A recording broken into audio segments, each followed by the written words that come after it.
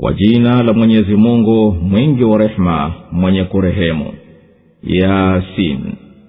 Kwa haki ya Qur'ani yenye hikma. Hakika wewe ni miongoni mwa waliotumwa juu ya njia iliyonyoka, uteremsho wa mwenye nguvu, mwenye kurehemu, ili waonye watu ambao baba zao hawakuonywa, basi wao wamekuwa wenye kughafilika. Bila shaka kauli imekwisha thibiti juu ya wengi katika wao, kwa hivyo hawaamini. Tumeweka makongwa shingoni mwao, yakawafika vilevuni, kwa hivyo vichwa vyao viko juu tu.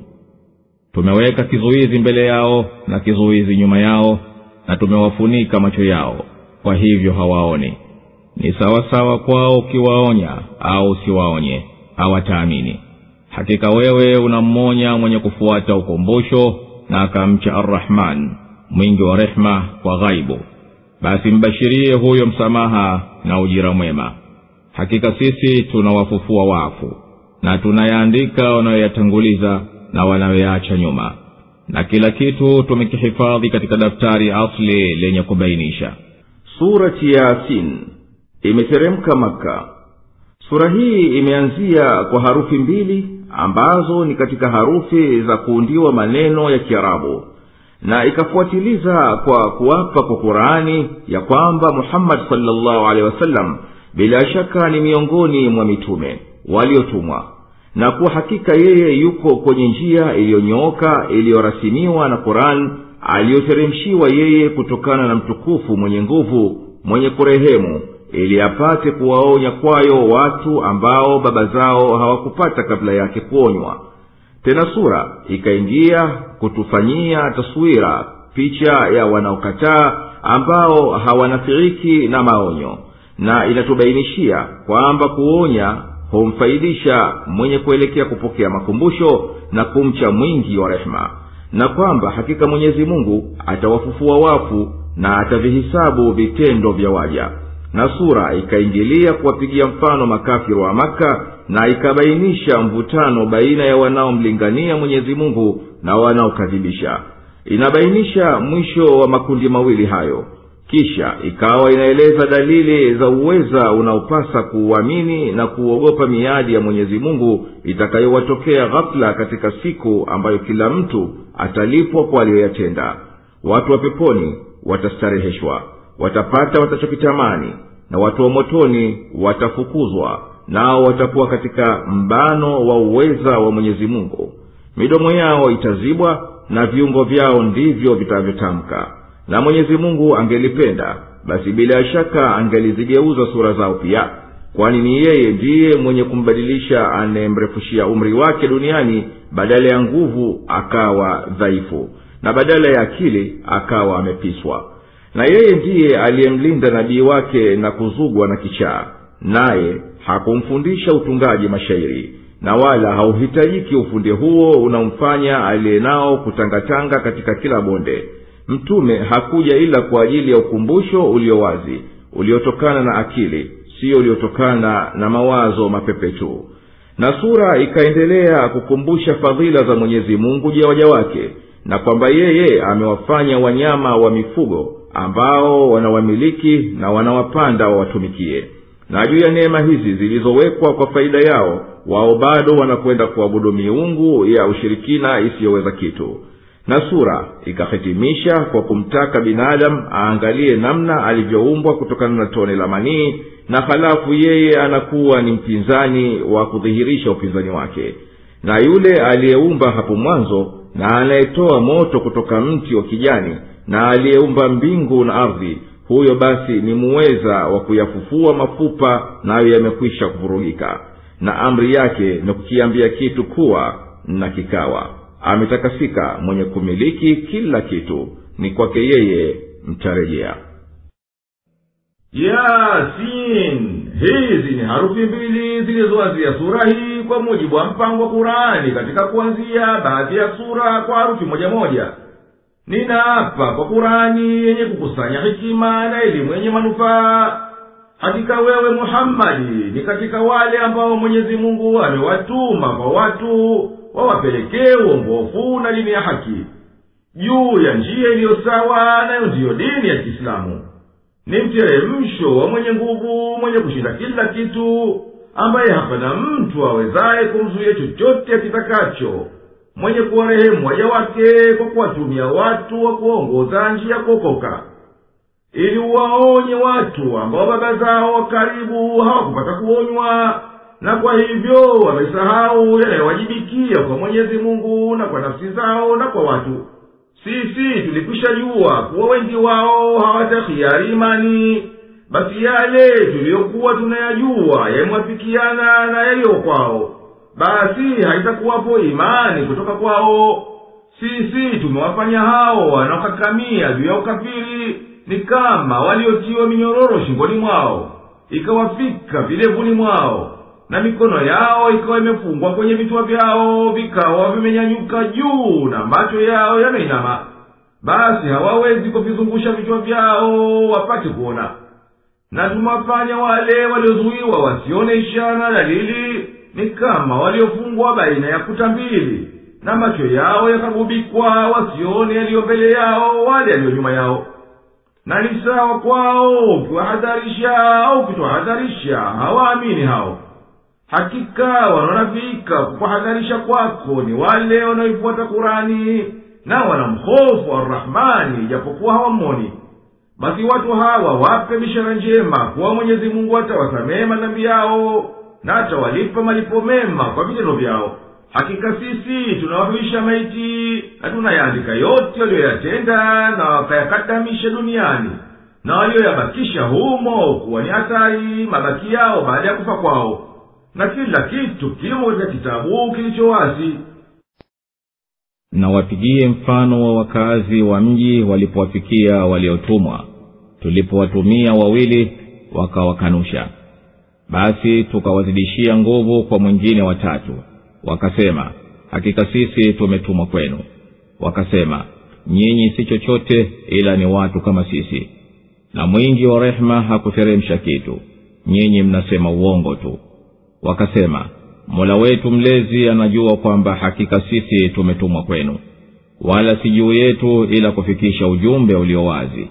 Wakasema sisi tumeagua kuwa nyinyi ni wakorofi, ikiwa hamtaacha basi kwa yakini tutakupigeni mawe na mtapata adhabu chungu kutoka kwetu.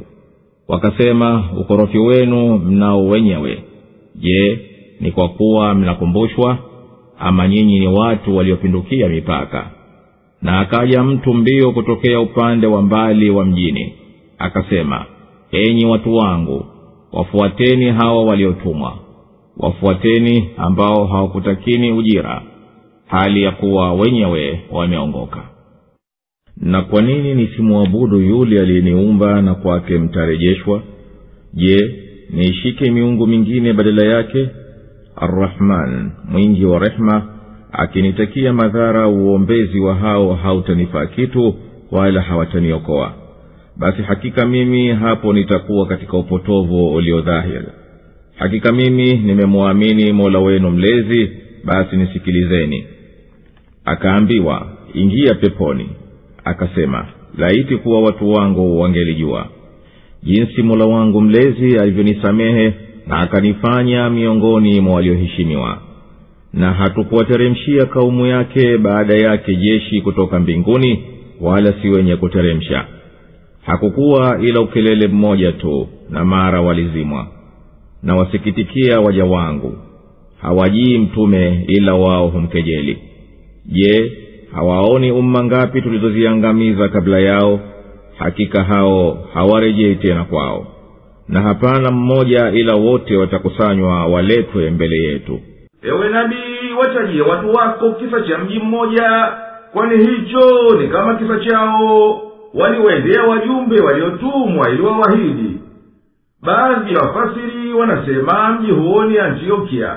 Tuliwatuma wajumbe wawili wakawakadhibisha, tukaongeza nguvu kwa kumpeleka mwingine watatu. Basi hawa watatu wakasema hakika sisi tumetumwa kwenu. Wale watu wa mji wakasema kuwajibu, nyinyi si chochote ila ni wanadamu kama sisi, na Mwenyezi Mungu mwingi wa rehema hakuteremsha wahi wowote kwa mwanadamu. Nyinyi ni watu mnaosema yasiyokuwapo. wale wajumbe wakasema, mola wetu mlezi aliyetutuma anajua kuwa hakika sisi bila shaka tumetumwa kwenu, na sisi hatuna wajibu wowote ila kufikirisha ujumbe wa Mwenyezi Mungu ufike kwa uwazi. Wanamji wale wakasema, sisi tunaona kuwa nyinyi mmetuletea ukorofi, na tunaapa lau kuwa hamsiti na huo wito wenu, hapana shaka tutakupopoweni kwa mawe, na hapana shaka mtapata kwetwa na bukale yenye kutia uchungu. Wale wajumbe wakasema, ukorofi mnao nyinyi wenyewe kwa hizo kufuru zenu. Badala ya kuaidhika kwa mambo yenye kheri kwenu wenyewe, mnatutuhumu sisi kuwa ni wakorofi na mnatutishia kutupa adhabu chungu. Lakini nyinyi ni watu mliopindukia mipaka ya haki na uadilifu. Akaja mtu kutoka huko mwisho wa mji akiwakimbilia wale wanamji, akawaambia, wafuateni hawa waliotumwa kwenu na Mwenyezi Mungu. Wafuateni watu wasiotaka kwenu ujira wowote kwa kunasirini na kukuongozeni, na hali wao wenyewe wameongoka, na nyinyi mtapata manufaa kwa kufuata njia ya kheri na mafanikio. Na kitu gani cha kunizuia hata nisimwabudu yule aliyeniumba, na ambaye kwake yeye si kwa mwinginewe ndiyo mtarejea? Je, nishike kwa kuiabudu badala ya Mwenyezi Mungu miungu mingine isiyonifaa kitu kuniombea kwao pindi Mwenyezi Mungu akinitakia madhara? Wala hawatoniokoa nayo yakinishukia hayo madhara. Basi hakika mimi nikiabudu miungu mingine badala yake yeye, nitakuwa katika upotovu ulio dhahiri. Hakika mimi ninamsadiki Mola wenu mlezi aliyekuumbeni, na ndiye mwenye kutawala mambo yenu. Basi nisikilizeni na mnitii. Kuwa ni malipo ya imani yake na wito wake kwa ajili ya Mwenyezi Mungu ataambiwa, ingia peponi. Naye hali yuko katika kivuli cha neema na heshima atasema, laiti kuwa watu wangu wangelijua nilivyokufiria Mola wangu mlezi na kunipa heshima, nao wakaamini kama nilivyoamini mimi. Na sisi hatukuangamiza kwa kuwapelekea maaskari kutoka mbinguni, wala huo siyo mtindo wetu kupeleka majeshi tunapoyahiliki mataifa. Kuteketezwa kwao hakukuwa ila ni kwa ukelele mmoja tu tuliwapelekea, na mara wao wakawa ni maiti kama moto uliozimwa. Hasara yao inayofaa kusikitikiwa. Hatuwapelekei waja wangu mtume ila wao huwa wakifanya masara, kwani wao hawayazingatii mataifa mengi yaliyotangulia tuliyahiliki. Hakika hao hawarejei tena kwenye maisha yao duniani. Hapana, katika mataifa yaliyotangulia na yajayo, ila wote watakusanywa mbele yetu, nao wamelazimishwa kuhudhuria mbele yetu. Na ishara hiyo kwao ardhi iliyokufa, nasi tukaifufua, na tukatoa ndani yake nafaka wakawa wanazila, na tukafanya ndani yake mabustani ya mitende na mizabibu, na tukatimbua chemchem ndani yake ili wale matunda yake, na hayo hayakufanywa na mikono yao. Basi je, hawashukuru? Subhana, ametakasika, aliyeumba dume na jike vyote katika vinavyomea katika ardhi na katika nafsi zao na katika wasivyovijua. Na usiku ni ishara kwao, tunauvua humo mchana, mara wao wanakuwa gizani, na jua linakwenda kwa kiwango chake. Hayo ni makadirio ya mwenye nguvu, mwenye kujua. Na mwezi tumeupimia vituo mpaka unakuwa kama karara kongwe. Haliwi jua kufikia mwezi, wala usiku kupita mchana, na vyote vinaogelea katika njia zao. Na ni ishara kwao kwamba sisi tuliwapakia dhuria zao katika jahazi iliyosheheni, na tukawaumbia kutoka mfano wake wanavyovipanda. Na tukitaka tunawazamisha, wala hapana wa kuwasaidia, wala hawaokolewi, isipokuwa kwa rehema zitokazo kwetu na starehe kwa muda. Na wanapoambiwa jilindeni na aliyoko mbele yenu na aliyoko nyuma yenu ili mpate kurehemewa, na haiwafikii ishara yoyote katika ishara za Mola wao mlezi, ila wao huwa ni wenye kuipuuza.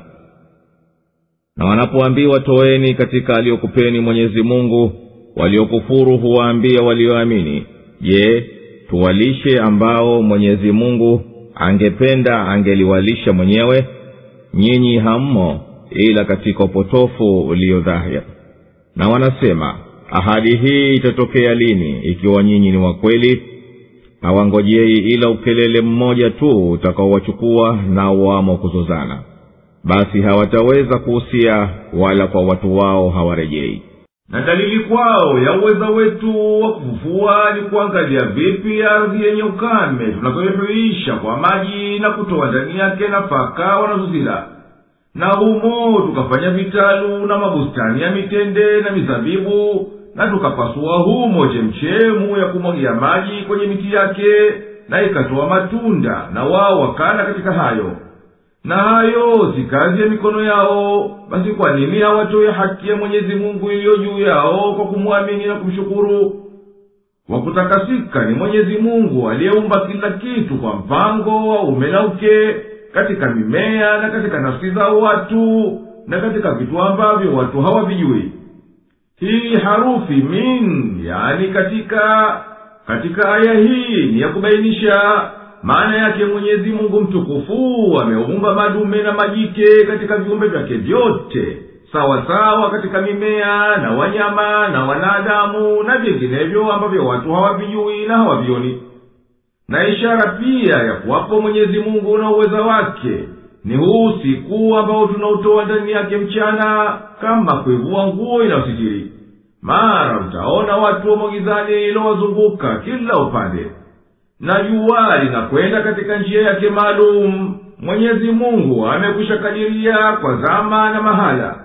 Huo ndio mpango wake mwenye kushinda kwa uweza wake, mwenye kuvizunguka vitu vyote kwa ujuzi wake. Na mwezi kwa mpango wetu tumeujalia una vituo vyake.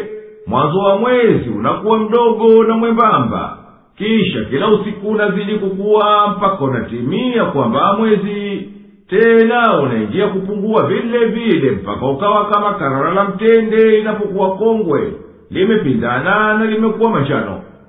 Haipelekei jua likaacha sharia zake likakutana na mwezi na likaingia katika njia zake, wala usiku hauwi kushinda mchana ukauzuia usije, bali vyote viwili hivyo hupeana zamu, na vyote jua na mwezi na vinginevyo vyote vinaogelea katika njia zao za mbinguni, wala haviachi njia. Katika aya hizi tukufu zinabainisha ukweli wa kielimu ambao wataalamu walikuwa hawaujui ila mwanzo wa karne ya 14 ya kuzaliwa na Isa. Na jua ni moja katika nyota za mbinguni, nalo kama nyota zilizobaki lina mwendo wake wenyewe, lakini linahitalifiana na nyota nyingine kwa kuwa lipo karibu na dunia, na kwa kuwa lina kundi la sayari na miezi ya mikia na sayari ndogo ndogo zinazolifuata daima na zinatii mvuto wake. Kwa hivyo zinakuwa hizo zinazunguka kufuatana kwa utungo kama sura ya yai, na mkusanyiko wote huu unakwenda angani pamoja na jua kwa mvuto wake. Kwa ufupi, jua na ardhi na mwezi na sayari zote na vyombo vyote hivyo vinakwenda angani kwa mbio maalum na kuelekea jiha maalum. Na yaonekana kuwa jua na mkusanyo wote huo wake na nyota zilizo karibu nalo zipo katika mkusanyo uliotanda katika mbingu inayoitwa kwa Kiarabu Sajm al-Majra au kwa Kiingereza Nebula Cause. Na imebainika kwa masomo ya kisasa sehemu zote za hiyo nebula zinaizunguka kati yake kwa mbio ya kunasibiana na kinyume cha umbali wake kutoka hapo kati. Pia imeonekana kuwa jua na ardhi na sayari zake na nyota zilizo karibu nayo, vyote hivyo vinakwenda mbio na upande maalum. Mbio zake zinafikia kilomita 700 kila nukta moja, na kunatimia kuzunguka kwake kukizunguka hicho kituo cha kati kwa kiasi ya miaka milioni 200 ya mwangaza. Na kiini cha maneno ni kuwa aya tukufu iliyotaja kuwa jua linakwenda kwa kiwango chake hawakujua wataalamu uzuri wake wa ndani mpaka katika mwanzo wa karne hii. Wala hayamkini jua kupata mwezi, kwani kila kimojapo kinakwenda katika njia zake mbalimbali. Basi ni muhali kukutana kama ilivyokuwa ni muhali kupitana usiku na mchana. Hayo ingetakikana ardhi izunguke juu ya msumari kati wake kutoka mashariki kwenda magharibi, kinyume na ilivyo hivi sasa kutoka magharibi kwenda mashariki. Na mwezi katika kuizunguka kwake ardhi na ardhi kulizunguka jua huenda pamoja na mkusanyo wa nyota unaoitwa manazili al-kamar au lunar system, na katika robo ya mwanzo na ya mwisho wa mwezi huonekana sura yake kama karara kongwe au kole ilokauka linapokuwa kongwe na kunyauka. Na ishara nyingine kwao ni kuwa sisi tuliwapakia wanadamu katika jahazi iliyojaa bidhaa zao na riziki zao, na tukawaumbia mfano wa hiyo merikebu na vinginevyo wanavyovipanda kadhalika. Na tukitaka kuwazamisha tunawazamisha, na wala hawapati wa kuopoa wala hawapati wa kuokoa wasiangamie. Lakini sisi hatuwazamishi kwa sababu ya rehema inayotokana nasi, na ili tuwastereheshe kwa muda uliokushakadiriwa. Na wanapoambiwa yaogopeni mfano aliyowapata mataifa yaliyokushapita kwa kukadhibisha kwao, na iogopeni adhabu ya akhera ambayo itakupateni kwa kushikilia kwenu kafiri, kwa kutaraji kuwasa Mola wenu mlezi akakurehemuni mkimcha yeye waupuza. Na haiwajii hoja katika hoja za Mola wao mlezi yenye kuonyesha upweke wa Mwenyezi Mungu na uweza wake, ila wao huipa nyongo, hawaijali. Na wakiambiwa wapeni mafakiri kutokana na hicho alichokuruzukuni Mwenyezi Mungu, makafiri huambia waumini, je, tuwalishe watu ambao Mwenyezi Mungu mwenyewe angelitaka angeliwalisha? Hivyo inakuwa tunamfanyia inda Mwenyezi Mungu kwenda kinyume na mapenzi yake. Nyinyi mnaotaka tutowezi chochote ila mmo katika upofu ulio wazi, hamuioni haki. Na huambia waumini kwa kuwafanyia kejeli, lini yatatokea hayo mliotuahidi kama nyinyi mnasema kweli katika mnayoahidi? Hawangojei ila sauti moja tu iwamalize kwa ghafla, nao wakizozana katika mambo ya kidunia wameghafilika na akhera. Kwa upesi wa hayo yatakayowateremkia hawatowahi kusikia chochote wala kurejea kwa hali zao.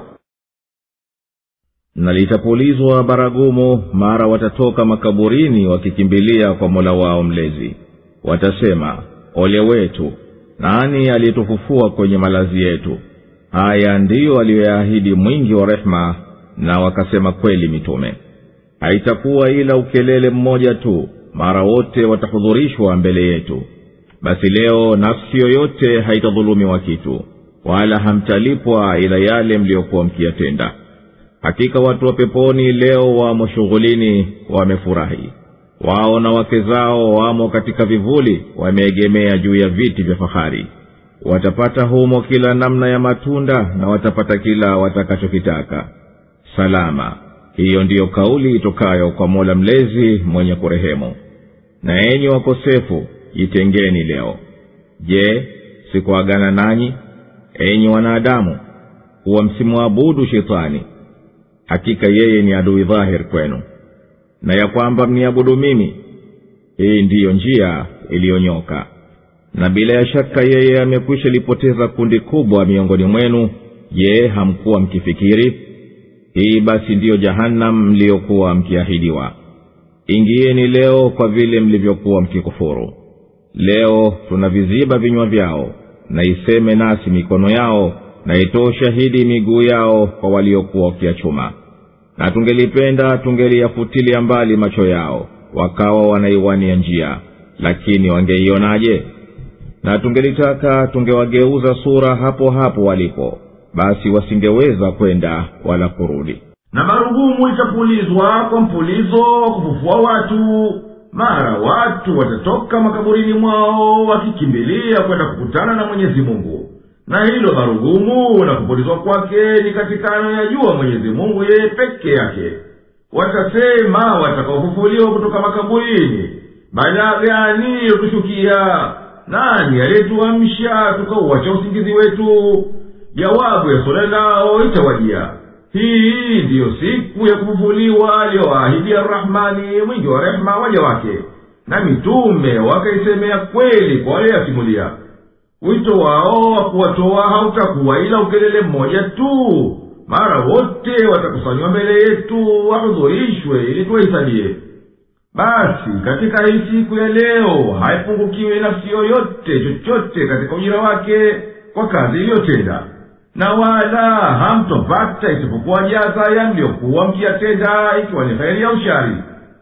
hakika watu wa peponi hii leo watakuwa wameshughulika kwa neema walizonazo, wakistajabia na kufurahia.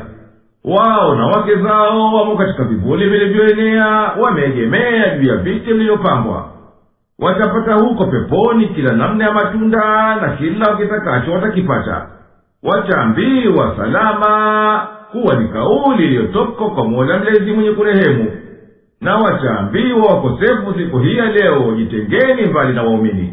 Enyi wanadamu, sikukusieni kuwa msimfuate shetani kwa utiifu kama kwamba ni Mungu wa kuabudiwa. Hakika yeye ni adui yenu aliyedhihirisha uadui wake. Na nyinyi mniabudu mimi peke yangu, kwani kuniabudu mimi tu ndiyo njia kuu katika kusimamisha dini sawa. Na shetani atawapotoa viumbe wengi kati yenu, nyinyi mmeghafilika na hayo, basi hamkuwa mkifikiria mlipomtii yeye. Wataambiwa, hii ndiyo jahanamu mliokuwa mkiahidiwa mlipokuwa duniani, ndiyo jaza ya ukafiri wenu. Ingieni na hilikini kwa joto lake leo kwa ukafiri wenu. Leo vitazibwa vinywa vyao, basi havitotamka kitu. Mikono yao ndiyo itakayosema nasi, na miguu yao itatamka kwa kutoa ushahidi juu yao kwa waliokuwa wakiyafanya. Na tungelitaka kuwatia upofu duniani, tungeliwatia upofu, wakawa wanaipapasa njia ya kupita wasiweze kuiona. Wataionaje nasi tumakofoa? Na lau tungelitaka kuzigeuza sura zao, tungelizigeuza zikawa mbaya, juu ya kuwa wana nguvu na jeo. Hata wasingeweza kwenda mbele wala kurudi nyuma, kwa kuwa ingekuwa tumevunja nguvu zao.